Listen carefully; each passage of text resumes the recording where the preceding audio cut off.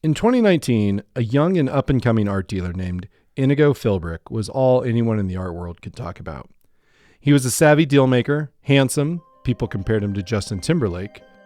He loved to party, and he was inexplicably successful and knowledgeable in the business for someone his age, only 33. But they weren't gossiping about Inigo's good looks, his new Miami gallery, not even his drug use, or another winning bid at auction. No, the chatter was about something far more mysterious. Inigo had vanished. If you'd like to earn CPE credit for listening to this episode, visit earmarkcpe.com. Download the app, take a short quiz, and get your CPE certificate. Continuing education has never been so easy. And now, on to the episode.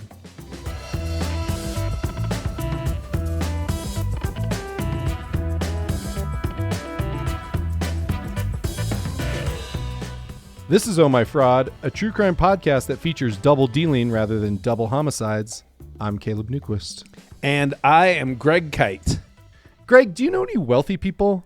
And I'm not talking like upper middle class folks. I'm thinking like the 1/10 of the 1%. I'm thinking like Succession level wealth. Like and I'm paraphrasing Dave Chappelle here from long ago, but like our family invented fire, that kind of thing. Yeah, I don't think I do, but I work for a bunch of doctors, and some of the wealthiest of the doctors that I work for, they've got like an empire, but like crazy. Like one of the doctors owns like storage units all over the country and like a pig farm and stuff like this, plus uncountable real estate investments, things like that. But I still don't think we're talking the top 10th of 1%. Yeah. So these guys, I know that they got tons of money, but we're not talking like super yachts or anything like that. My closest, like if we're doing like the 6 degrees of Kevin Bacon kind of thing, my closest connection to the super rich is that my ex-wife's uncle used to be Larry Ellison's private pilot. So that's pretty good. That's kind of a big deal. Yeah. Yeah. Ellison, he's probably got a fleet of super yachts. Yeah, he's got all the super yachts, and I think he's got even a fleet of private jets. Yeah. That he's got. And super funny side note, my ex-wife's uncle was like a super like hardcore fundamentalist Christian, and he's flying people across the world to do the most licentious, lascivious acts no doubt imaginable. And so he'd just pray the whole time that he was flying. That sounds about right. Just to get the sin off. Right. Yeah. Yeah. So I don't know anyone wealthy like that. I mean, that kind of wealth, like in the billions, is really always hard for me to imagine. Like you can spend millions on homes and land all around the world, and you can fly in private jets to get to all of those places, and you still have an unbelievable amount of money left. So like essentially it's virtually impossible to spend all the money. It's always kind of like mind blowing to me. Yeah, absolutely. Well, it's like, when you think about like impossible to spend all the money, the thing that comes to my mind is that Richard Pryor movie that came out in the 80s, Brewster's Millions. I know you've seen it. We talked about it a little bit. I love Brewster's Millions. I love that movie. So the plot is that Richard Pryor, in order to inherit $300 million, he has to spend $30 million in 30 days. And there's all these rules where you can't just, you can't do a lot of crazy stuff that would just like, you can't just like light the money on fire, that kind of thing. And the plot of the movie is that he couldn't do it, or he just barely did it, and he was miserable the whole time. Yeah, he was. While he was doing it. So, yeah. Great movie. It was a great movie. But one way, Greg, I think most people are aware of this, but I think, wealthy folks, the way I shouldn't say a lot, but the way some of them like to spend their money is on fine art. So like paintings by Picasso or Rembrandt, and like photographs by Cindy Sherman, antiquities from the ancient Egyptians, Greeks, Romans, etc. The kind of stuff that you can only get at Sotheby's or Christie's, and there's mysterious people on the phones, and they're paying millions of dollars for that stuff. Yeah. Funny enough, in Brewster's Millions, the dead guy who willed all this money to Richard Pryor's character specifically said that he couldn't buy a bunch of Picassos and just use them for firewood. So it clearly is, even in the 1980s when they were writing a film about blowing a lot of money, they knew that the way to blow a lot of money was on Picassos and Rembrandts and photos by Cindy Sherman. Yeah. So yeah, that's been it's we're not breaking news with any of that. But what we are at least honing in on for this podcast is that in 2021, the global art market was $65.1 billion. And when there's that much money being thrown around, it's absolutely going to attract interest from a lot of people, and there will be a lot of people trying to get a piece of that action.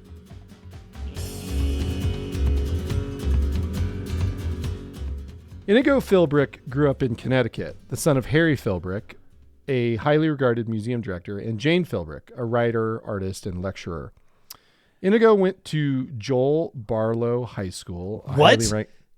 Joel Barlow High School? Yeah. Oh, do you know him? No, I've never heard of it before in my life, but it sounds like a pretty fucking fancy high school. It sounds like, public. I guess apparently it's a public high school in Reading, Connecticut. Still, but of a highly regarded public high school in Reading, Connecticut. Oh, nice. And Inigo, he graduated with honors from there in 2005. And as you might expect, as the child of some arty parents, he was an arty kid. And that was like his main interest. A lot of influence. Took a lot from mom and dad. As a young person. If you need to be instilled with art appreciation, have your father's income be solely based on people's appreciation of art. Yeah, right. So, sadly, Inigo's father divorced his mother in 2006, and by several accounts, this was devastating for Inigo. He resented his dad for leaving his mom, and they would later become estranged. Right. But he never. Yeah. And we all know the famous quote. Hello, my name is Inigo Philbrick. You divorced my father. Prepare to die. Yeah. Everyone knows that. It's pop culture. Mm-hmm. But nevertheless, despite this kind of the splitting of the family, Inigo did follow in his dad's footsteps by attending Goldsmiths, University of London. He was an art student there. And in 2010, after attending Goldsmiths, he secured an internship at the White Cube, which is a prestigious London gallery founded by a British art dealer by the name of J. Jopling, who's, again, kind of was well known, still is, by all accounts. Oh, and everybody knows J. Jopling. He's the everyone in the art world, Greg. Yeah. He's that famous relative of Janis Joplin. Or, yeah, close enough, right? Yeah. Yeah. Prove me wrong. Prove me wrong, Twitter. And Jay Jopling, he soon became Inigo's mentor. Nice. And because Inigo, he demonstrated a lot of talent, like early on. He was ambitious. And he quickly became in charge of White Cube's secondary market sales. Now, what does secondary market mean? And the easiest way to think about it is basically like used cars. Art sold on the secondary market was pre-owned as opposed to a new piece that was being sold for the first time. And Inigo had a specialty in post-war and contemporary artists. And when he became interested in an artist, he learned everything he could about their work and where they were located and who owned them. And so he became known as kind of a savvy deal maker who had these really deep knowledge about the artists and their work. And he was good at getting it at a good price and flipping it for a profit.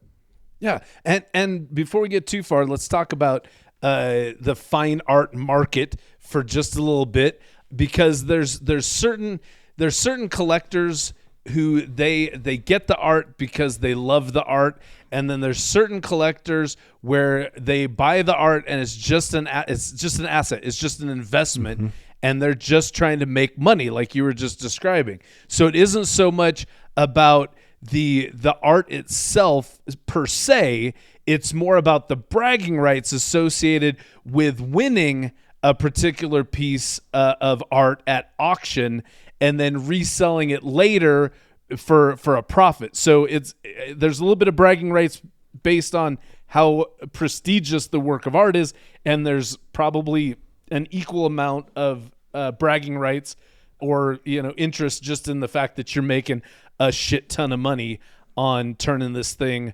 around. And sometimes, obviously, these people are making like a killing, but just like with all kinds of assets, sometimes you get screwed and you buy. Like I think of Bored Ape, the what are those things called? Yacht Club. The NFTs, Greg. The NFTs, yes. The NFTs, that's where it goes the wrong way. Yes. Is when you buy an NFT. Who could have seen that coming? But with like actual physical tangible art, there's lots of variables that go into what's going to happen with the price over time, and including and I would say, as somebody who knows nothing about it, arguably the most important part is just the popularity of the artist. Yep. I feel as though Van Gogh has been having a recent resurgence in interest, and I'm sure that has affected the price of his art in the secondary market. And speaking of Van Gogh, yes, just to put the art market into perspective, in 2021, there was some knucklehead, and I call him a knucklehead because I truly believe that he's a knucklehead, who bought a wooden cabin among the olive trees and cypresses, which is a painting by Van Gogh. He bought it in 2021 for $71 million. Yeah. That was Van Gogh. In 2021, Picasso's, if you just look at all the Picasso's that were sold on the secondary market, all of the Picasso's, their combined value of what they were sold for on the secondary market just in 2021 was $671 million. Unbelievable. And if you want to talk about flipping art, yeah. I found, and these are people that I do not know their work at all. I think I saw just a blip of it in the article that I found this in, but there is an artist named Flora Yuknovich, and she was selling her paintings for a meager $40,000 a piece in a little gallery way back in 2018. And those same pieces, again, in 2021, were selling upwards of $3 million. So somebody who snatched up one of Flora Yuknovich's paintings made, not a tenfold increase on their original investment, but pretty damn close. Yeah. So if I may just add some, I think what we're getting at here, and we've talked about this in other episodes, is there's a lot of speculation going on, right? Yeah. And I think, I think the most recent episode that we talked a lot about speculation was high stakes fraud. Ghost cattle. Yeah. Yep. Ghost cows. And similar to, and I guess this is where it's going to get a little bit crass for the art lovers out there, but this in the research for this episode, like what you hear people say either on podcasts or reading articles is like this kind of like speculation in the art market, people kind of like poo-poo it and they don't like it, but it is widespread.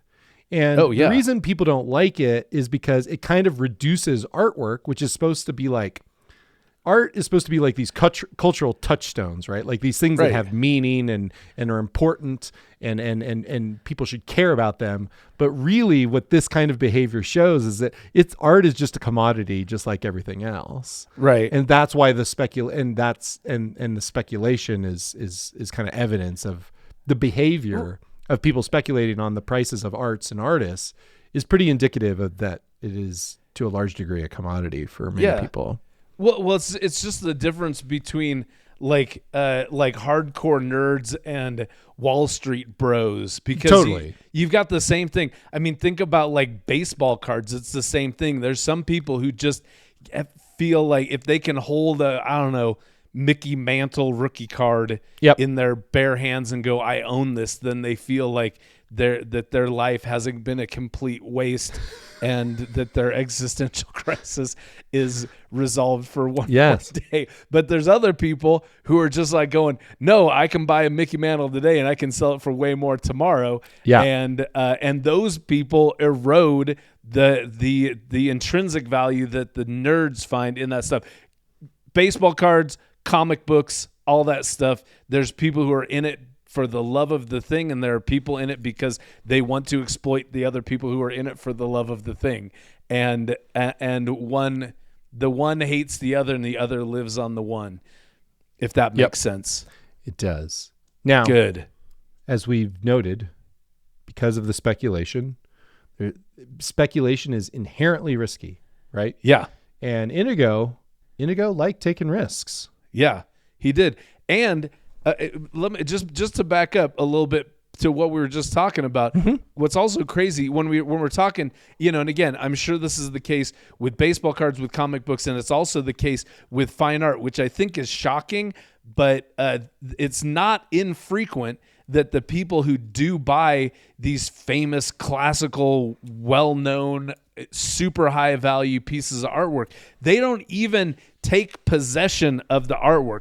They don't look at it. They don't hang it on their wall. They put the damn thing in storage in some tax haven just so they don't have to pay taxes or customs or anything like that on it, because, again, they're just in it for the money, so they're doing whatever they can to just minimize it. Because if they took it out and they put it on their wall, they'd have to buy some command strips to put it on the wall without damaging the art or their wall, and then they'd have to box it up again when somebody bought it. And that's overhead. That's unnecessary overhead. Anybody who's in business fucking knows that and is going to minimize that shit as much as they can.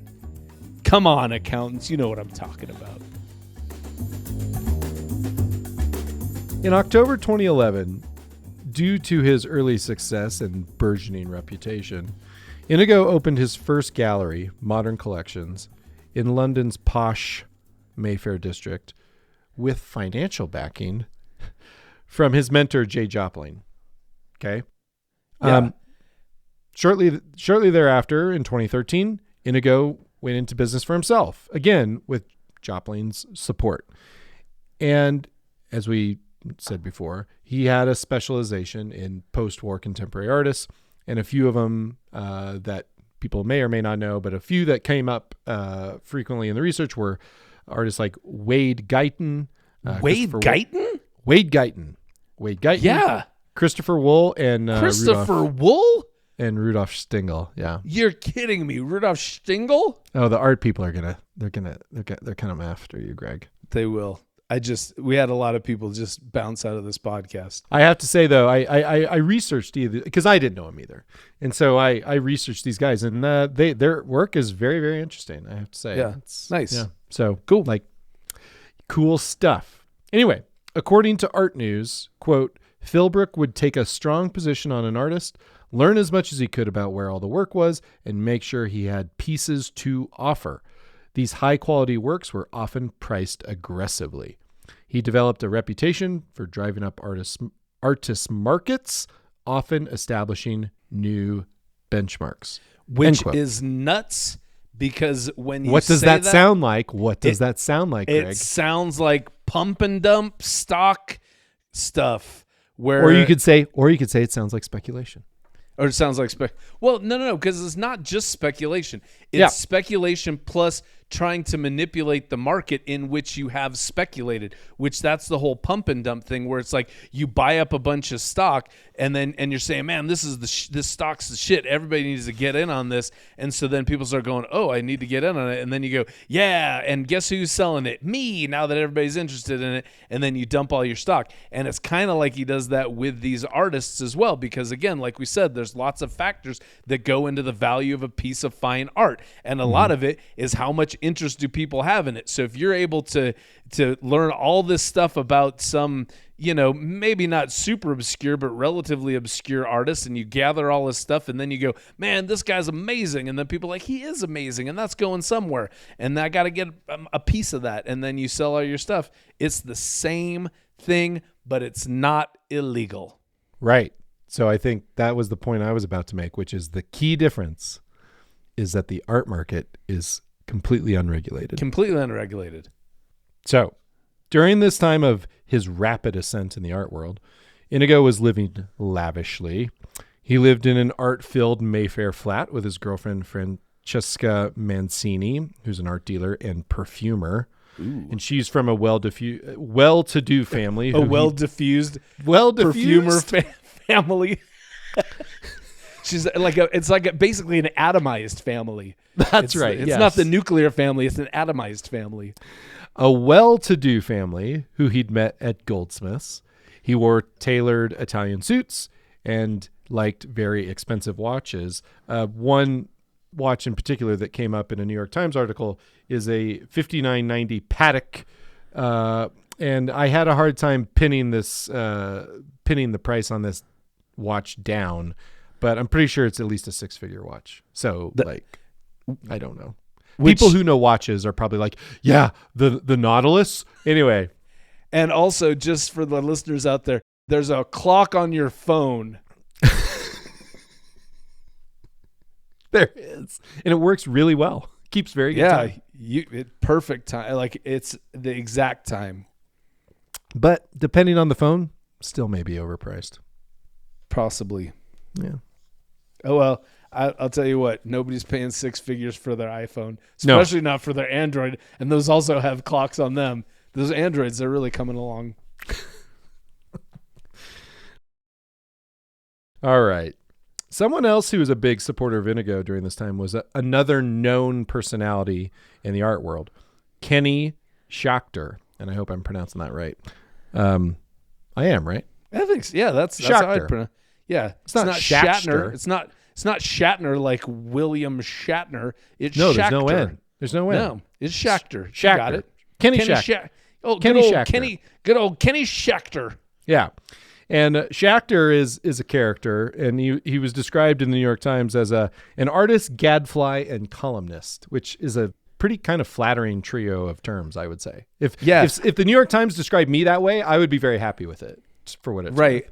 Well, and what's interesting, and one of the articles that I read about this, he describes himself as being someone who like was interested in the fine art world, but he didn't come from the money that was required to be in the fine art world. So he was in it as much as he could, but then he was in it enough to be considered an insider to where he could write about the inside of so he just like the door was cracked open just enough for him to say he was on the inside, and then he was like writing about everything he saw. So, right. And so I think gadfly is a great description. It is, yeah. Kenny and Inigo first met in 2012, and after he bought a painting from him, the two quickly became friends. And for years, they sat together at auctions, traveled the world together, going to art shows, with Inigo frequently chartering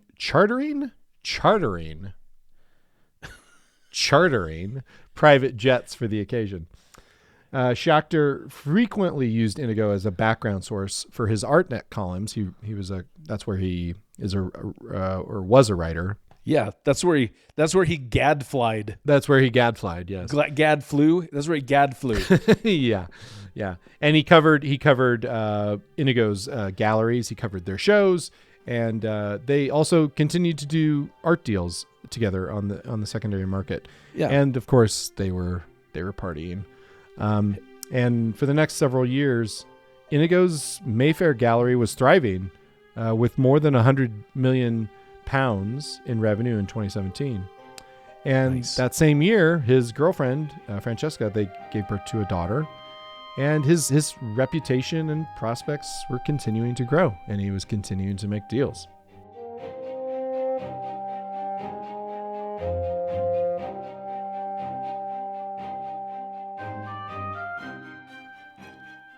But Caleb, then comes 2019, where Daniel Tumpel and Loretta Wertenberger partners. Nice. Am I saying that right? Goddamn right. It sounds fantastic. Yeah. So Tumpel and Wertenberger were partners of, surprise, a German art financing company by the name Fine Art Partners, which in German is Fine Arte Partnervergerweisen. Is it? Yes. Yeah. Wow. Prove me wrong, Twitter. So Fine Art Partners were trying to sell a painting that they had bought with Inigo's help. The piece was a photorealist portrait of all people, Pablo Picasso. And you know what photorealism is, right, Caleb? I mean, before I did the research of this, I maybe would have been able to guess, but I now do know what a photorealist painting is. Yeah, and it is a painting of a photo. and it's very realistic. It's very realistic. Exactly. Like I like all the stuff in the show notes, you'll find this painting, but it looks like a photograph. Yeah. It is, and that's pretty always remarkable. That always bothers me when I see something and I go, is that a photo, or is that a photo with a filter, or is that a painting? Yeah. And that's the question that will haunt humanity forever. And so this photorealist portrait of Pablo Picasso was painted by Rudolf Stingel, which was one of Inigo's inner circle of artists that he was after, that he specialized in. And so here's the details of all this. Fine Art Partners had paid $7.1 million for this particular photorealistic painting, and they did that in 2016. And now, 2019, they're looking to sell it, and Inigo was their man. And Inigo was like, hey, I can make a deal with Christie's auction house to guarantee a $9 million sales. Now, you might be asking yourself, how in the world can you guarantee $9 million at an auction? Great question. Here's how it works, is that you make a deal with Christie's where they say, we're going to for sure make sure you get your $9 million bucks. Even if people bid less than $9 million, you get $9 million. But Christie's only makes a deal like that when they assume that they'll be able to get significantly more than the $9 million, because once they put in the guarantee, then obviously Christie's is risking a lot. So if it comes in over the $9 million, which Christie's is betting on, then Christie's gets a way bigger cut of the funds that come in excess of that $9 million. And as a matter of fact, Inigo told Fine Arts Partners that he thought that it was going to get $14 million, which is almost double what they originally paid for their original investment in this. And then, listen, on May 15th, 2019, at Christie's in New York, Lot 33B, Steingel's photorealistic portrait of Picasso sold for a shocking $6.5 million, which was horrible for Christie's, right? Not so much for anybody but Christie's. I mean, yeah, effectively, yes. I mean, I think that's right. Here's the thing. Fine Art Partners, the painting sold for less than they paid for it. But right, as you point out, they didn't take a loss. He hedged it. Yeah, he hedged it, and so it ended up being the smart play. Yeah. So Fine Art Partners, they were disappointed because like I said, if it did go for over 9 million, they still would have got a cut of whatever was above the 9 million. So they were a little bit disappointed, but Inigo was like, "Don't worry about it. We have the guarantee. It was a great thing to do. That was a smart move that I did for you guys. You're welcome." And he was like, "Here's a copy of the contract with Christie's." He gave it to Daniel Tumpel, showing the $9 million guarantee.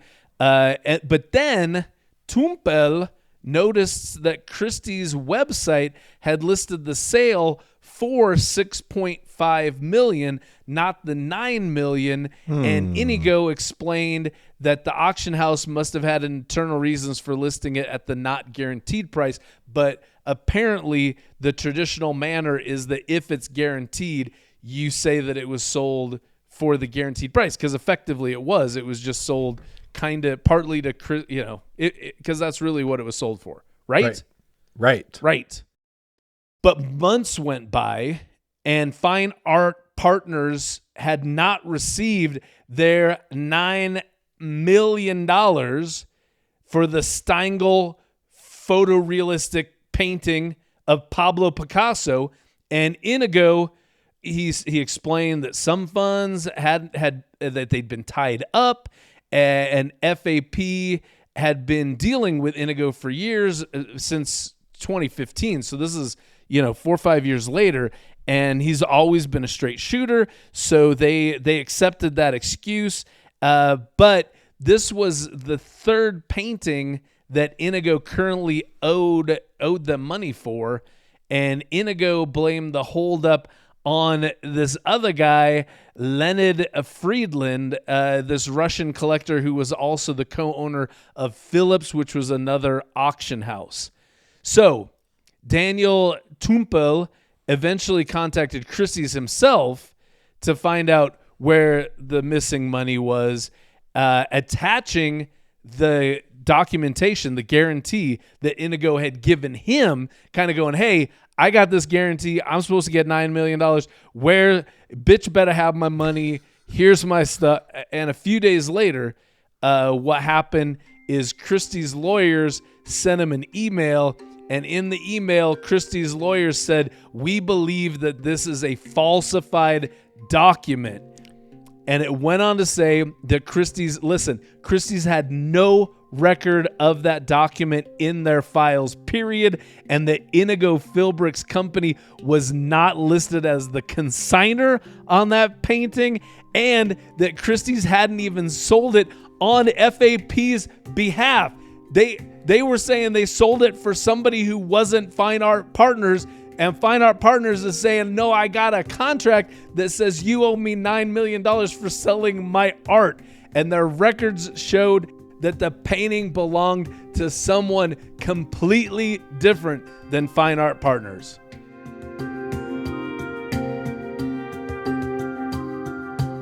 Now, the art world being a very small place, this episode with Fine Art Partners soon resulted in other investors and partners of Inigo coming forward, alleging that they were the true owners of the Stengel.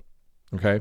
Wait, so we're talking multiple other parties. Yes. Not just one other person, but a bunch of people. Yeah. So here we go. A flurry of lawsuits followed, with each party making its claim to the work. So according to an Art News article from early November 2019, both Guzzini Properties Limited and an entity owned by Alexander Pesco, who was a friend of Inigo's, his entity was known as Sat Finance.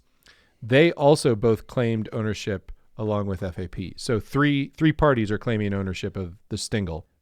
But this is weird, right? Like how would this even happen? FAP, Fine Art Partners, they claimed in their lawsuit that after it had purchased the Stengel painting in 2016, Philbrick sold it without their knowledge in 2017 to Guzzini Properties. And it was Guzzini who consigned the painting to Christie's for the sale, not Inigo.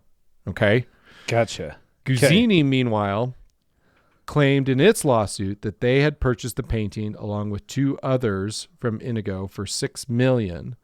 Guzzini also claimed that prior to the sale to FAP in 2016, Inigo sold a 50% share of the painting for $3.35 million to Pesco, but that he never paid, a charge that Pesco's attorney denied. Okay, so let me see if I can. Did you follow all that? Yeah, I think so. So what happened is Fine Art Partners, the German guys, they bought the thing legit for $7.1 million back when they bought it. Seems that way. Yes. But then Inigo, even though he didn't own it, he's a broker. So he goes to Guzzini and says, "Hey, I got this sweet Steingle that I can sell you. How about $6 million?" So Guzzini says, "Hell yeah, we'll buy it for $6 million." But then it was like, well, but you can only get 50% of it because I already sold half of it to Pesco, which was the other one, the SAT Finance guys. I already sold part of it for $3.35 million to Pesco. So that's how all 3 of them had their fingers in it, is that he sold half of the painting to one person, sold all of it to the other person without them knowing that he'd sold half of it to somebody else. It's pretty freaking convoluted. Yeah, but he's selling a lot of paintings that aren't his for a lot of money. That's right. So you've got all these people claiming to own the painting, and given up to this point that Inigo has had a good reputation and good relationships with all these people, you'd think he'd quickly clear up this confusion. Yeah. But then he stopped communicating with everyone, and that's was always a good sign. Yeah. Oh, we can't find him? Great. Huh. Nothing wrong here. Yeah. And when Fine Art Partners sent someone's to Inigo's new Miami gallery that had opened earlier that year to locate him, they found it closed and the walls bare. Another great sign. That's always good. I think what you like to see. With the news of the Steingle spreading throughout the art world, and even more so with Inigo completely missing and not to be found, more and more accusations started to come in. So in October 2019, there was a court filing by SAT Finance Investment, that's Pesco's people, and it accused Inigo of misleading it into paying $12.2 million towards the purchase of Humidity, which is a painting by the artist Jean-Michel Basquiat. Basquiat. Jean-Michel Basquiat. Very good. As we mentioned, Pesco and Inigo, they were tight. They'd even been so tight that they had vacationed together, and they'd done a whole bunch of successful art deals prior to the fiasco with Basquiat. And it took some persuasion, but in 2016, Inigo finally convinced Pesco to do the deal and to purchase Humidity for $18.4 million. And when the deal was done, Inigo sent Pesco a bill showing that the purchase price was $18.4 million. But in SAT Finance's court filings, it claimed that Inigo had actually purchased it for $12.5 million, which means that rather than contributing 2/3 of the purchase price, the $12.2 million to get a $18.4 million piece of art, SAT Finance had contributed 97% because they contributed $12.2 million towards a piece that was actually purchased for $12.5 million. And what no one knew amidst all this wheeling and dealing, Inigo had a secret. He had been borrowing a lot of money, and he had accumulated a lot of debt. By the end of 2018, he owed $20 million to 2 different art finance companies, one of which was Guzzini Properties. So how did that happen? Yeah. Starting, right? So he kind of screwed Guzzini in 2 ways, where it's like he sold him something that he didn't have, and he also is... So the Guzzini deal is kind of complicated, and we're not going to get into it because it's a pretty convoluted deal. But essentially, like when they purchased the Stingle, there was kind of a financing element to it. Okay. So they gave him a bunch of money with the understanding that, that they were going to be repaid at some point. And again, it's kind of a convoluted deal. So I don't have the details, but nevertheless, how did Inigo get 20 million in debt is the question. Yeah. So let's get into that.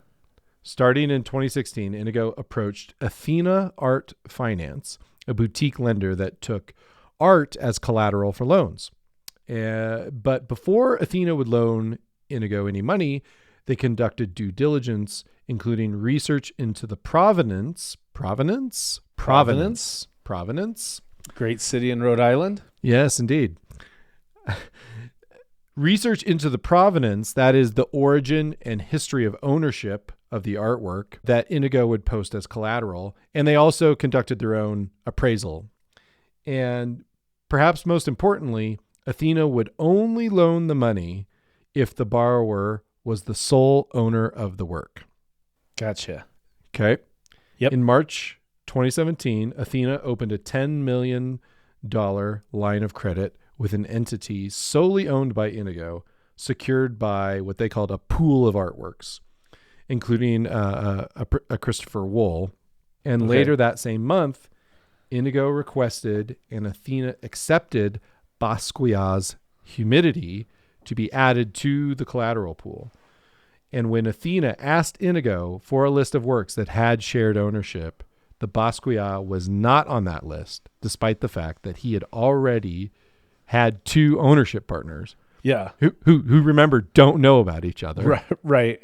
And one of those was Pesco. Yeah. Okay.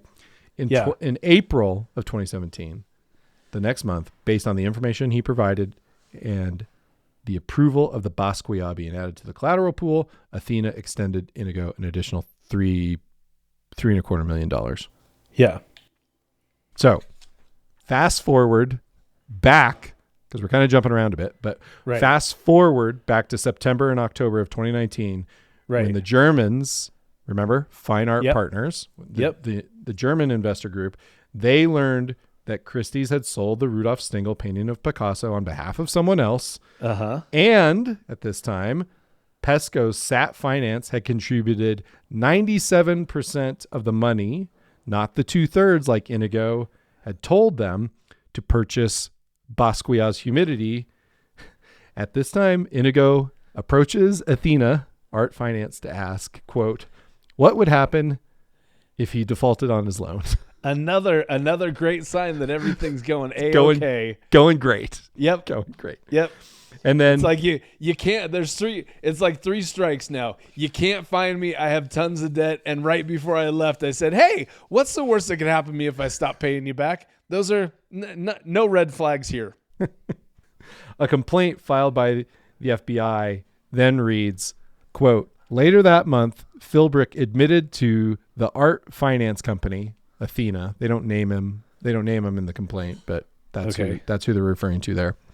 Yeah. Admitted to the art finance company in substance and in part that Philbrick was not the sole owner of the Basquiat, the Wool, and another painting in the collateral pool, and began trying to negotiate a payment plan or settlement of the art finance company's claims with the respective co-owners of the artworks. On or about October 14th, 2019, the art finance company sent Philbrick an official notice of default on the loan contract. So, coming full circle to where we started in the story, in late 2019, everybody was looking for Inigo Philbrick, but he was nowhere to be found. And when he failed to appear in court hearings in both Miami and in London, that's when the search for Inigo really got ramped up. And rumors flew around about where he might be, including Thailand, South Africa, South America, the Bahamas, Cuba, and other places that are even more far-flung than those. But his friend and sometimes business partner and now victim, Kenny Schachter, wrote in one of his ArtNet columns in December of 2019 that he had exchanged direct messages with somebody who he believed was Inigo, and that Schachter believed that Inigo was actually in Sydney, Australia, en route to a micro island in the Pacific Ocean. And as more details were revealed about the lawsuits and court filings, it was learned that Inigo had orchestrated a bunch of similar deals where he'd either sold more than 100% interest in an artwork and collected the money from investors who were unaware of each other and unaware, obviously, that he was selling more than 100% interest in a piece of art. And among these works, we had an untitled 2010 painting by Christopher Wool, a 1988 painting by Donald Judd, a Yayoi Kasama installation that sold to the Saudi royal family, and another immersive work by Kusiyama titled All the Eternal Love I Have for the Pumpkins, which I want to know what that is, because there's everything about that title that makes me curious about the strange sexual fetish that Kusama has for gourds. It's great. You should check it out. I will. I will fantastic. Google it immediately. Yep. And there's tons of others that were overlooked in the research because we just an exhaustive list would bore you and would take too long. But we're talking about millions and millions of dollars in artwork that's in question through all of these. Again, like we said, the flurry of litigation that came in. So in March 2020, Kenny Schachter wrote a very long account of his friendship with Inigo, the art world's mini Madoff, as he called him, for New York Magazine. The article recounts much of what we talked about in today's episode, but also includes a whole bunch more salacious detail, including Inigo's drinking, his drug use, his keeping of company with prostitutes, as well as his breakup with his longtime girlfriend and baby mama, Francesca Mancini, and then about how Inigo hooked up with a British reality TV personality, Victoria Baker Harbour. It's a great read. It's a firsthand front row account, and you can find a link to it in the show notes. But here is one particularly eyebrow-raising bit from that article about how Inigo started his day. Inigo, Inigo, Inigo, Inigo. Each and every morning, the young art dealer would shout at himself at full volume in the shower to fire himself up for the daily dealing tasks at hand. He related this to me endearingly, while Baker Harbour recounted this unusual habit with more than a little alarm. The young man was clearly under a great deal of pressure. Maybe its meaning changed as his elaborate facade fell to pieces. He even had a sweatshirt with Inigo, Inigo, Inigo printed on it that his girlfriend had made for him. The guy was a nut job, and he was clearly crumbling internally from a psychological perspective. He was cracking. Yeah. Yeah. But then finally, in June 2020, Inigo Philbrick was apprehended on the Pacific island nation of Vanuatu, about 8,400 miles from New York, where he had been charged with wire fraud and aggravated identity theft.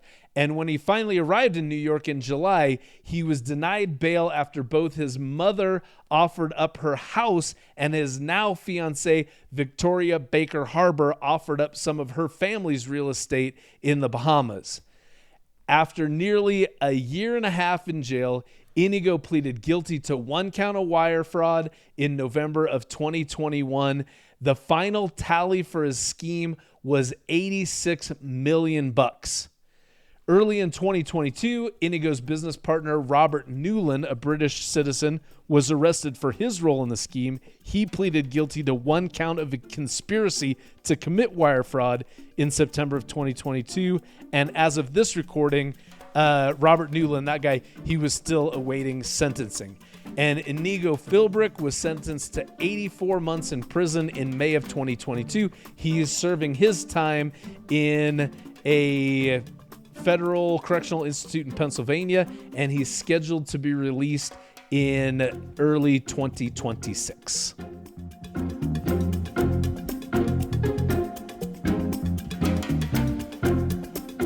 So, Greg, did we learn anything here? I mean, this is like, because I just want to say, like, this I know there's lots of accountants listening, and they probably are like, why are these guys talking about this? Like, it seems a little, I don't know it's a fascinating case, right?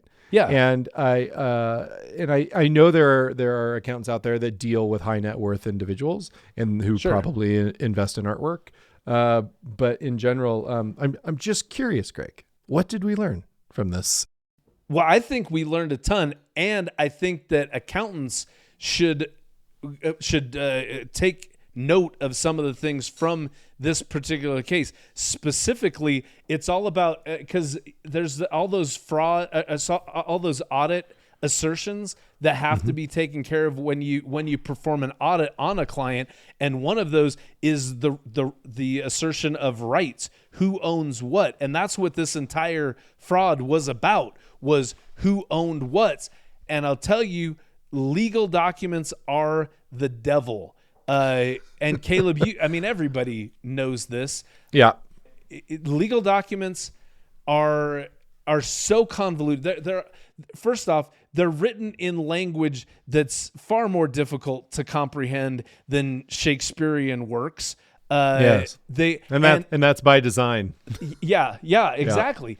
Yeah. And they get so, like, they're so convoluted because they have to describe, if it's a good legal document, it's going to describe every possible outcome of this legal arrangement. It has to describe it in very exact language. Because with my day job, I am the controller for a group of medical office buildings, and a lot of my job is overseeing transactions where someone buys membership units from someone else. Yep. And so I not only review legal documents on a weekly, if not daily basis, but a lot of times my lawyer will send me basically like fill in the blank documents that then I sort of alter on my own kind of junior lawyer in training sort of paralegal. Yeah, kind of. And it's funny because it's not, I did have to look into it. It's not practicing law without a license, because I am actually representing the party that's drafting the documents. So I'm not practicing law. I'm just altering some legal documents for the company that I'm an agent of.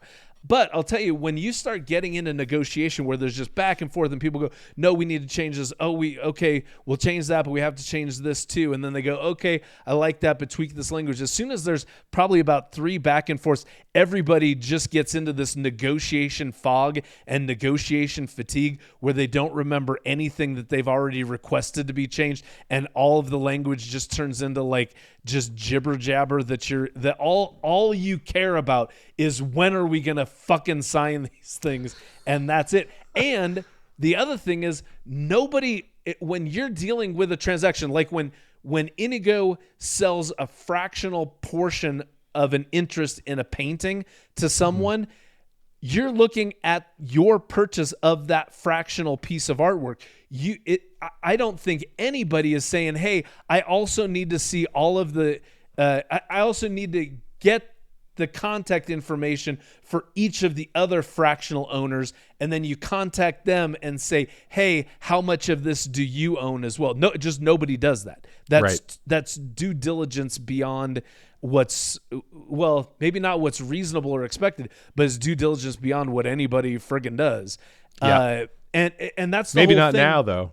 Maybe not now. But what's interesting is you mentioned provenance in terms of the people making the loans where artwork is the loan is secured by artwork. And I go, gosh, if I was doing provenance, that's exactly what I would do. Yes, I would do that. But I think that the way that Inigo got around that was, again, just by forging some legal documents to say I own that. Because remember how they wouldn't loan if the piece of art had multiple owners. It had to be owned just by one person.